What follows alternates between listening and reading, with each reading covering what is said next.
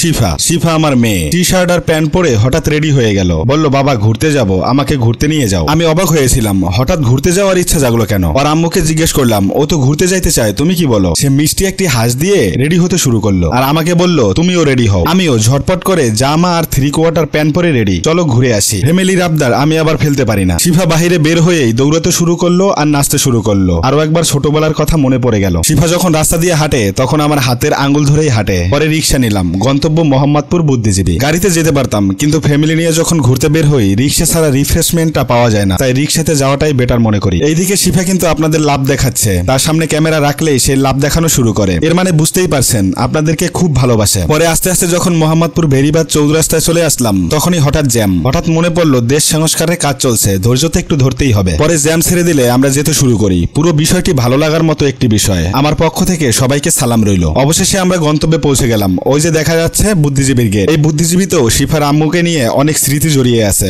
নতুন করে গল্প বলে আর সময় ক্ষেপণ করতে চাচ্ছি না, চলুন সামনে আগাই। হাঁটতে হাঁটতে বুদ্ধিজীবীর পিছন দিকে। এখানে এসে শিফার মনটা ফুরফুরা। ফ্যামিলিতে বাচ্চা থাকলে তাদের নিয়ে ঘুরতে বের হওয়াটা উত্তম, তাতে তাদের মন ভালো থাকে। এখানে আসলে বন্দুক নিয়ে বেলুন ফাটানোর গেমটি খেলতে পারবেন। মাত্র 50 টাকায় ঘুরতে পারবেন ঘোরাতে। এই পদ্ধতি আপনার বাচ্চার মন আরো বেশি ভালো করে তুলবে। শিফাকে একটা বাঁশি কিনে দিতেই নেচে নেচে বাঁশি বাজানো শুরু করলো। শিফার আম্মু অল্পতেই ক্লান্ত হয়ে যায়। তাকে বললাম তুমি এখানে বসো, শিফাকে নিয়ে আমি ঘুরে আসি। বুদ্ধিজীবীতে বিকেলবেলা প্রচুর মানুষ হয়। বিকেলবেলা সময় কাটানোর জন্য এটি উপযুক্ত একটি জায়গা, চাইলে আপনারাও সময় করে আসতে পারেন। শিফা কিছু দূর গিয়ে দেখতে পেল পুতুল। এসেই আমাকে বলতে শুরু করলো, বাবা আমাকে একটা পুতুল কিনে দিবে। আমিও আবার বললাম, বাবা তোমার বাসায় যে পুতুল আছে সেগুলো নষ্ট হয়ে গেলে তারপরে আবার নতুন করে কিনে দেব। শিফা বলল ঠিক আছে বাবা। বাচ্চারা কোনো জিনিস চাইলে সরাসরি না বলবেন না, কি কারণে দিচ্ছেন না সেটা বুঝিয়ে বলুন। পরে পুতুলের দোকানে গেলাম, তার পছন্দে থাকা পুতুলগুলো চিনে রাখলাম, ইনশাল্লাহ কিনে দেব, তার কাছে কথা দিলাম। দোকান ছেড়ে হাঁটতে চোখে পড়লো বেলুনের দোকান। সে বেলুন কিনতে চাইলো আর একটি মাস্ক। তাকে বুঝালাম, সে বুঝলো। এভাবেই প্রত্যেকটি দোকান ঘুরে ঘুরে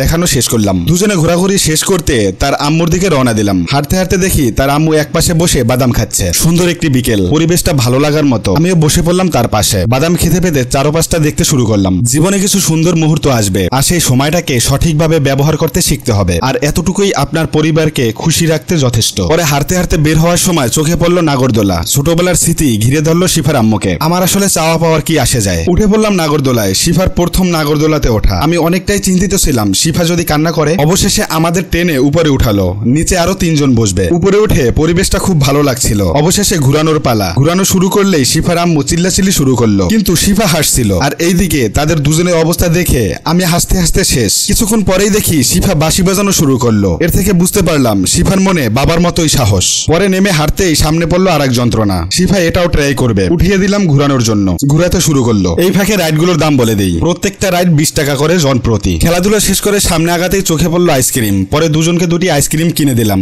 শিফার আম্মু আমাকে একটু খাইয়ে দিল। এটাই মনে হয় ভালোবাসা। রাস্তার পাশ দিয়ে হাঁটতে হাঁটতে চোখে পড়লো নার্সারি। শিফার আম্মু অনেক শখ, সে গাছ কিনবে, গাছ লাগাবে, গাছে পানি দিবে। যদিও স্বপ্নটা পূরণ হবে হবে বলে হচ্ছে না, কারণ আমাদের বাসা ছোট। তবে ইনশাল্লাহ কয়েক মাসের মধ্যেই আশা পূর্ণ হবে বলে আশা করি। কিছুক্ষণ ঘোরাঘুরি করে কিছু গাছ পছন্দের তালিকায় রেখে দিল। ততক্ষণে শিফাকে আকাশ থেকে ঘুরিয়ে নিয়ে আসলাম। ভেবেছি এখানে যেহেতু এসেই পড়লাম একটু বাজার করে নেই, তাই চলে গেলাম সাদেক খান পাইকারি কাঁচা বাজারে। অনেকের কাছে পাইকারি কাঁচা বাজার নামেই পরিচিত। অন্য সব জায়গা থেকে এইখানে কাঁচা বাজার খুব সাশ্রয়ী মূল্যে পাওয়া যায়, তাই এই সুযোগটি কাজে লাগিয়ে এক ব্যাগ বাজার করে নিয়ে আসলাম। তবে আগের তুলনায় এখন বাজারের মূল্যটা আমার কাছে স্থিতিশীল মনে হচ্ছে আরো কিছুদিন গেলে পুরোপুরি বাজার সাধ্য ক্ষমতার নিয়ন্ত্রণে চলে আসবে। পরে শিফা আর আমি বাজার নিয়ে রাস্তার পাশ দিয়ে হাঁটতে হাঁটতে আসতে শুরু করি। হঠাৎ আগ দেখে শিফা ইচ্ছে জাগলো আখ খাবে। এখানে পাইকারি আখ বিক্রি হয়, খুচরো আখ কারো কাছে বিক্রি করে না। বাচ্চা আখ খেতে চেয়েছে। এক কাকার কাছে বলতেই সে বলল আমারও মেয়ে আছে, চলুন আপনি নিয়ে যান। কাকার মন মানসিকতা অনেক ভালো ছিল, ধন্যবাদ কাকা। পরে খুশি মনে রওনা দেই। প্রথমে উঠে বসি অটো রিকশায়। তখনও শিফার মন ফুরফুরে ছিল,